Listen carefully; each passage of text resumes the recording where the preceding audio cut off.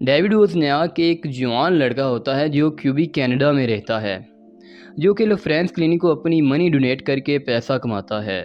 Movie کے آغاز میں وہ اپنی منی ڈونیٹ کرنے سپرم بینک میں آیا ہوتا ہے، جہاں وہ ننگی لڑکیوں کی تصویریں دیکھ کر اپنی منی نکالنے کی کوشش کر رہا ہوتا ہے۔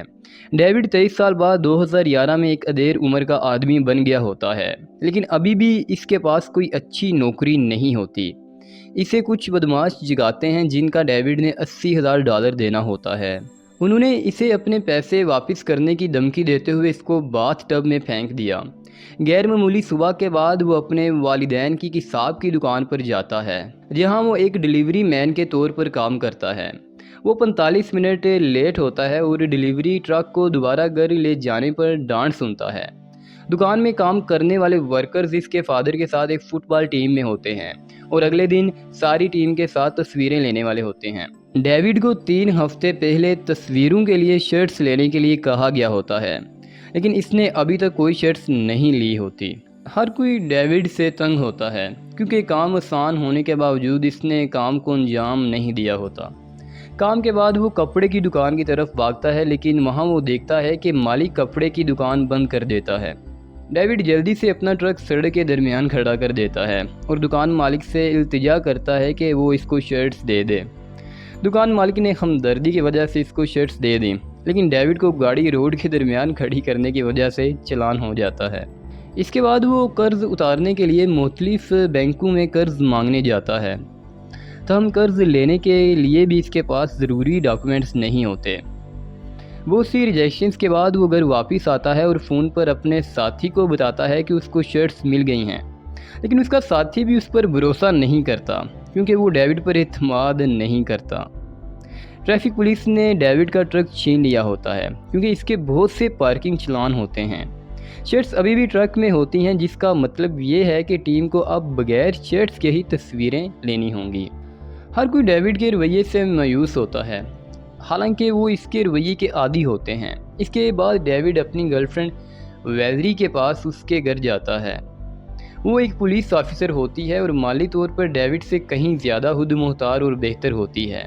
اس نے چند دنوں سے ویلری سے بات نہیں کی ہوتی، جس کی وجہ سے ویلری پریشان ہوتی ہے۔ ڈیوڈ اس کو ایکسپلینیشن دینے کی کوشش کرتا ہے۔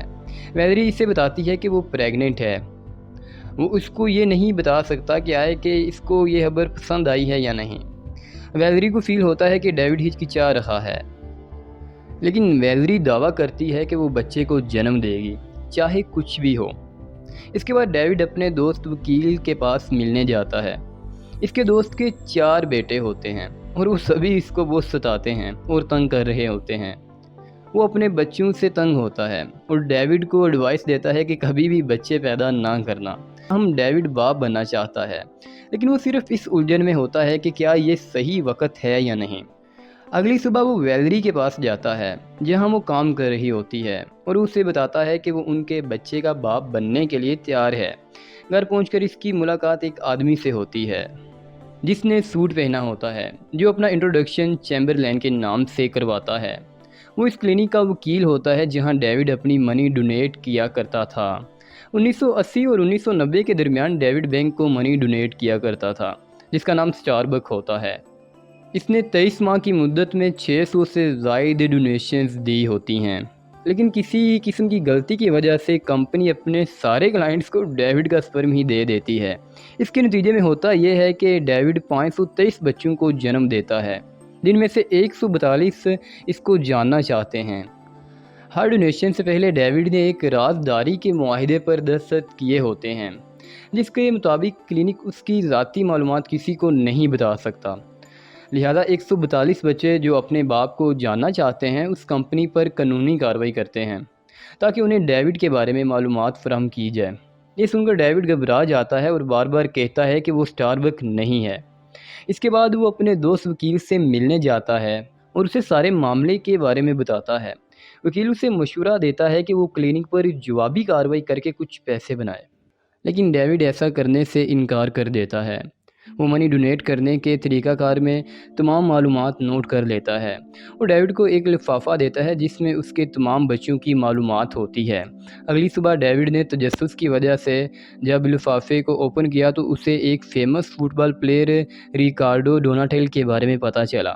ڈیوڈ کو پتہ چلا کہ اس کے پسندیدہ کھلاڑیوں میں سے ایک کا وہ باپ ہے۔ وہ اپنے دوست کو بتانے کے لیے بھاگا۔ وہ ریکارڈو کی گیم میں جاتے ہیں جہاں وہ کھیل رہا ہوتا ہے، اس کو چیئر کرتے ہیں۔ ڈیوڈ کو اپنی جنس پر فخر ہوتا ہے، یہ جانتے ہوئے کہ اس کا بیٹا کھلاڑی ہے۔ پہلے تو اس نے فیصلہ کیا تھا کہ وہ اپنے بچوں کی زندگی میں شامل نہیں ہوگا، لیکن اگلے دن جب اس نے لفافے میں سے ایک اور پیپر نکالا تو اسے اپنے ایک اور بیٹے ایٹنی کے بارے میں پتہ چلتا ہے، جو ریسٹورنٹ میں کام کرتا ہے۔ ڈیوڈ ریسٹورنٹ میں جاتا ہے اور وہاں پہنچ کر دیکھتا ہے کہ ایٹنی کسی سے بحث کر رہا ہوتا ہے۔ اسے پتہ چلتا ہے کہ وہ ایک سٹرگلنگ ایکٹر ہوتا ہے جس نے ابھی ایک بڑا آڈیشن کا موقع گوا دیا ہے کیونکہ ریسٹورنٹ سے چھٹی نہیں مل رہی ہوتی۔ ڈیوڈ اسے کہتا ہے کہ وہ اس کی جگہ کام کرے گا تاکہ وہ اپنے آڈیشن پر جا سکے۔ ایٹنی کو لگتا ہے کہ ڈیوڈ کوئی چور ہے جو دکان کو لوٹنے کے لیے کوئی حربہ تلاش کر رہا ہے، لیکن جب وہ اسے اپنا ڈیلیوری ٹرک ساتھ لے جانے کے لیے کہتا ہے تو ایٹنی راضی ہو جاتا ہے۔ تھوڑی دیر بعد جب ریسٹورنٹ کا مالک وہاں آتا ہے تو وہ ڈیوڈ کو ایٹنی کی جگہ دیکھ کر کہتا ہے کہ وہ ایٹنی کو فائر کر دے گا۔ آخرکار جب ایٹنی واپس آتا ہے تو وہ کہتا ہے کہ وہ مووی کی ایڈیشن کے لیے سلیکٹ ہو گیا ہے۔ ڈیوڈ کو خوشی ہوتی ہے کہ وہ اپنے بیٹے کی زندگی میں تبدیلی لانے میں کامیاب ہوتا ہے۔ رات کو وہ تیسرا پیپر نکالتا ہے اور اپنی بیٹی جولی کے بارے میں جانتا ہے۔ وہ ایک پیزا ڈیلیوری بوائے بن کر اس کے پاس جاتا ہے اور وہاں دیکھتا ہے کہ وہ فون پر کسی پر چیخ رہی ہوتی ہے جبکہ وہ ابھی بھی اس کے گھر میں ہوتا ہے۔ جولی خود کو کمرے میں بند کر لیتی ہے اور ڈرگز کی اوور ڈوز کرتی ہے۔ ڈیوڈ اسے جلدی سے ہسپتال لے جاتا ہے۔ اگلے دن جولی کو ریہیبلیٹیشن سینٹر میں بھیجا جاتا ہے۔ لوگ سمجھتے ہیں کہ ڈیوڈ اس کا باپ ہے۔ جولی بھی کسی کو سچ نہیں بتاتی کیونکہ وہ چاہتی ہے کہ ڈیوڈ اس کے والد کے طور پر رہائی کے کاغذات پر دستخط کر دے تاکہ اسے آزاد کیا جا سکے۔ آخرکار ڈیوڈ اس کی بات مان لیتا ہے اور اسے وہاں سے رہا کرنے کا فیصلہ کرتا ہے۔ اگلی صبح وہ جولی کی کام کی جگہ پر جاتا ہے اور دیکھتا ہے کہ جولی نے اپنے وعدے کے مطابق کام شروع کر دیا ہے۔ گھر پہنچ کر وہ اپنے بچوں کے معلومات والے کاغذات دیوار پر لگاتا ہے اور ایک ایک کر کے ان سے ملنے جاتا ہے۔ ان میں کچھ ٹیکنیشین، میوزیشین اور لائف گارڈز ہوتے ہیں۔ وہ ان سب سے ملتا ہے اور ضرورت پڑنے پر ان کی ہیلپ کرتا ہے۔ ویلری اس کی گرل فرینڈ اس کی شاپ پر آ جاتی ہے اور اس کو اپنے ساتھ ڈاکٹر کے پاس چلنے کے لیے کہتی ہے۔ ڈاکٹر کی ملاقات کے بعد وہ ایک پارک میں جاتے ہیں اور بچوں کو کھیلتے ہوئے دیکھتے ہیں۔ ویلری پریگنینسی کے بارے میں خوف زدہ ہوتی ہے اور سوچتی ہے کہ وہ ماں بننے کے لیے تیار ہیں یا نہیں۔ دوسری طرف ڈیوڈ بہترین باپ بننے کا وعدہ کرتا ہے اور اسے تسلی دیتا ہے۔ اگلے دن اسے پتہ چلتا ہے کہ اس کا ایک بچہ جس کا نام رافیل ہے وہ معذور ہے۔ وہ گھبرا کر معذوروں کے گھر جاتا ہے اور اپنے بیٹے سے بات کرتا ہے۔ رافیل کو احساس ہوتا ہے کہ اس کے آس پاس کوئی ہے، لیکن وہ اپنی معذوری کی وجہ سے بات کرنے یا جواب دینے سے محروم ہوتا ہے۔ ڈیوڈ اس سے بات کرتے ہوئے سارا دن گزارتا ہے، حالانکہ بچہ اس سے کوئی جواب نہیں دیتا۔ وہ دوپہر کو رافیل کو کھانا بھی کھلاتا ہے۔ اگلے دن اپنے ایک اور بیٹے سے ملنے کے لیے ڈیوڈ اس کو فالو کر رہا ہوتا ہے، جس کی وجہ سے وہ اپنے بچوں کی آرگنائز کی ہوئی میٹنگ میں پہنچ جاتا ہے جو کہ سٹار بگ کی وجہ سے پیدا ہوئے ہوتے ہیں۔ اپنے تمام بچوں کو ایک ساتھ دیکھ کر ڈیوڈ اچانک سے غیر ارادی طور پر کھڑا ہو جاتا ہے، جس کی وجہ سے سب کو لگتا ہے کہ ڈیوڈ کچھ کہنا چاہتا ہے، جس پر اس کو مائک دیا جاتا ہے اور اسے بولنے کے لیے کہا جاتا ہے۔ یہاں بیٹھے ہوئے کسی کو بھی نہیں پتہ ہوتا کہ ڈیوڈ ہی ان کا اصلی باپ ہے۔ ڈیوڈ کہتا ہے کہ وہ ان سب سے بے حد پیار کرتا ہے اور ان سب کے بھائی بہن ہونے پر بہت خوش ہے۔ پروگرام کے بعد وہ جولیا اور ایٹنی سے ملتا ہے اور دوسرے بچوں کو بھی جن کی اس نے مدد کی ہوتی ہے۔ اپنی آئیڈینٹی کو چھپانے کے لیے وہ اپنے آپ کو رافیل کا اڈاپٹیو فادر ہونے کا بہانہ کرتا ہے۔ اس کے بچوں نے اپنی ایک کمیونٹی بنائی ہوتی ہے جہاں وہ ایک دوسرے کے ساتھ ملتے ہیں۔ اس دن جب ڈیوڈ گھر واپس آتا ہے تو اس سے دوبارہ بدماش باتھ ٹب میں پھینکتے ہیں جن سے اس نے قرض لیا ہوتا ہے۔ رات کے وقت اس کا ایک بیٹا ہے اینٹونی، جس کو کسی طرح سے پتہ چل جاتا ہے کہ ڈیوڈ ہی اس کا اصلی باپ ہے، وہ اس کے گھر آتا ہے اور کہتا ہے کہ وہ لوگوں کو نہیں بتائے گا کہ ڈیوڈ کون ہے اور وہ صرف اپنے اصلی باپ کے ساتھ کچھ دن گزارنا چاہتا ہے۔ ڈیوڈ اسے گھر میں رہنے کی اجازت دے دیتا ہے۔ اسی دن وہ اور ویلری رات کے کھانے کے لیے اپنے والدین کے گھر جاتے ہیں۔ جیسی میز پر دوستانہ گفتگو شروع ہوتی ہے تو ڈیوڈ کے فادر بتاتے ہیں کہ ڈیوڈ نے ان کو اٹلی جانے کے لیے ٹکٹ خرید کر دی تھیں۔ پتہ چلتا ہے کہ ڈیوڈ کے پیرنٹس اپنے ہنی مون پر نہیں جاتے، جس کی وجہ سے ڈیوڈ ان کو ویکیشنز پر بھیجتا ہے، اس تمام پیسوں سے جو اس نے اپنے منی کو ڈونیٹ کر کے کمائے ہوتے ہیں۔ اگرچہ کوئی نہیں جانتا ہوتا کہ ڈیوڈ نے یہ پیسے کیسے کمائے ہوتے ہیں، وہ سب اس کی بہت تعریف کرتے ہیں۔ یہ جاننے کے بعد کہ اس نے اپنی فیملی کے لیے کیا کیا ہے، ویلری اسے مختلف انداز سے دیکھتی ہے۔ ڈیوڈ اور اینٹونی فٹ بال پریکٹس کے لیے جاتے ہیں، باپ اور بیٹا بہت انجوائے کرتے ہیں اور ان دونوں کا ساتھ میں بہت اچھا دن گزرتا ہے، جب تک ڈیوڈ یہ نہیں بولتا کہ اس کو اپنی ریئل فیملی کی طرف زیادہ توجہ کرنی ہوگی کیونکہ ویلری پریگننٹ ہوتی ہے۔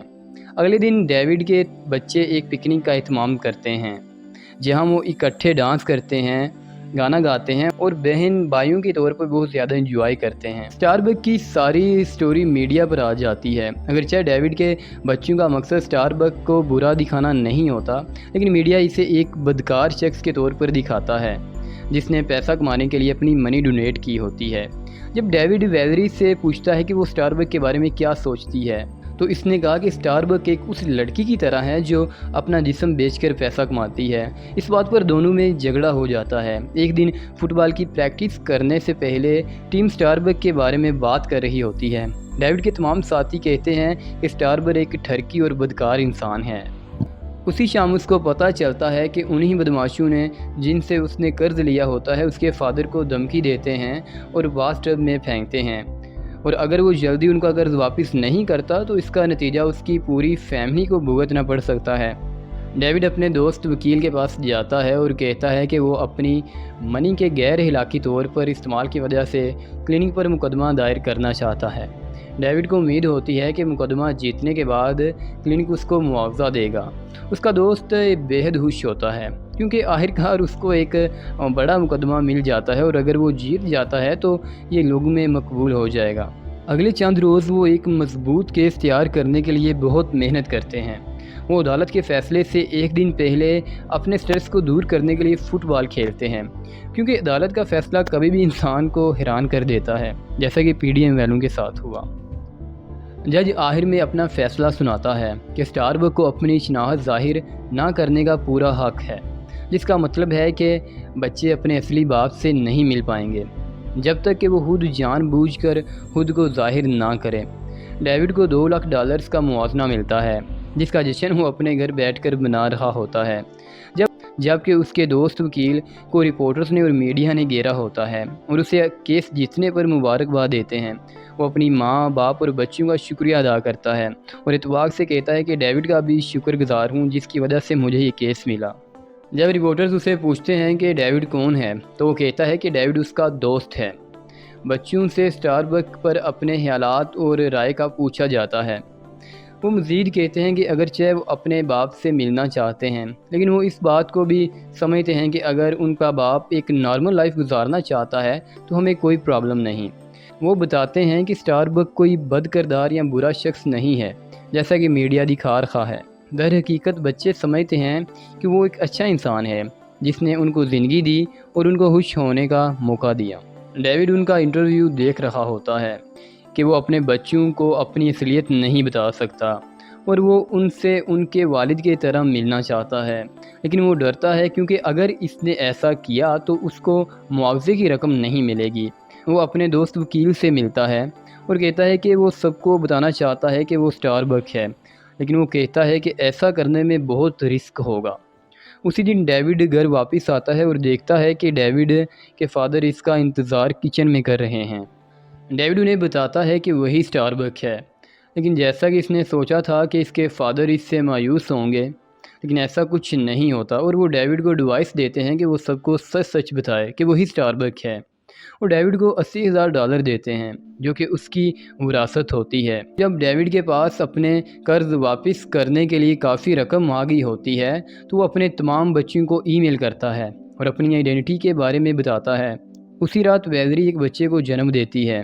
ڈیوڈ کے والد بھائی اور بہت سارے بچے انہیں مبارکباد دینے کے لیے ہاسپٹل آتے ہیں اور وہ ایک گروپ ہگ کرتے ہیں۔ ڈیوڈ ویلری کو اپنے اسٹار بک ہونے کے بارے میں بتاتا ہے۔ وہ یہ سن کر گھبرا جاتی ہے لیکن آخرکار وہ اسے ویسا ہی قبول کر لیتی ہیں۔ بچے کو اپنے تمام بہن بھائیوں سے بہت گفٹس ملتے ہیں۔